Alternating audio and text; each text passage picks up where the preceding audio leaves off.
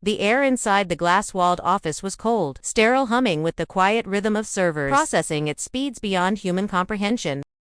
Nathan Hale barely blinked as he sifted through lines of code, each keystroke shaping the backbone of Sentinel, the most advanced AI-driven cybersecurity system the industry had ever seen. A masterpiece? His life's work.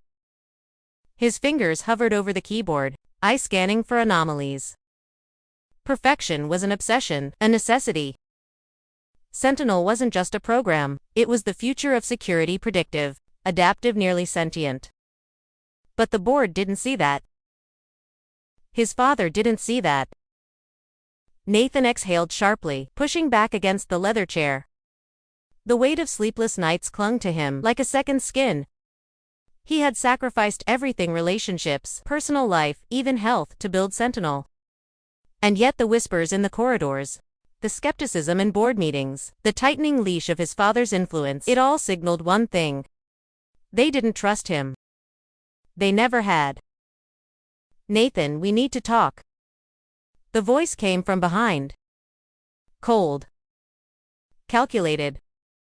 He turned, finding his father, Victor Hale, standing near the doorway, hands clasped behind his back. The man exuded power, his presence alone commanding the room. He wasn't just a CEO, he was a king, and Nathan was the heir. He never quite believed in this again. Nathan leaned back, feigning indifference, though his pulse quickened. Victor stepped closer, his expression unreadable. "You need to be more strategic. You may be brilliant, but Sentinel is your vision. The board sees risks. Investors need assurance." Assurance? A polite way of saying they wanted someone else in control. Nathan scoffed. "And by assurance you mean Lucas?" Victor didn't deny it. Lucas Raines, the company's golden boy. Charismatic, well-connected, and conveniently, the man Nathan's wife, Evelyn, had been spending late nights with. His father spoke again, softer this time. "You need to consider what's best for the company." Nathan's jaw clenched. "Sentinel is best for the company." Victor sighed. "Then prove it." The walls were closing in. Nathan saw it in the way Evelyn avoided his gaze, how Lucas moved through the office with a predator, smirked the way his father's allies suddenly undermined his authority. Then came the anomalies. Lines of code altered without his knowledge. Data accessed at odd hours.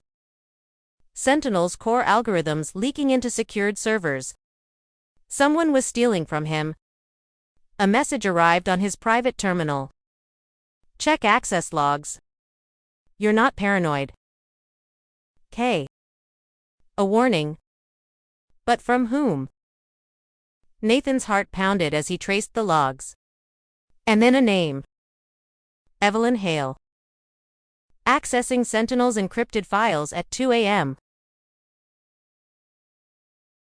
The same time Lucas had been in the building. Betrayal wasn't a blunt knife. It was a slow, methodical wound cutting deeper with every revelation. He confronted her that night. Evelyn didn't even flinch. "You were never going to be enough, Nathan." She swirled her wine, looking bored, as if his heartbreak was nothing more than an inconvenience. "You live in your own little world, obsessed with code and systems. Lucas understands power." Rage roiled inside him, but she wasn't done. "Your father agrees, by the way. Sentinel is too big to be yours alone. The board votes tomorrow. Lucas will take over, and you'll be compensated generously." Nathan felt the world tilt. His own father. His wife. Lucas. They weren't just taking Sentinel. They were erasing him. The next morning, Nathan walked into the boardroom as a dead man walking. Lucas sat at the head of the table, flanked by Victor and Evelyn. The vote was swift. Unanimous.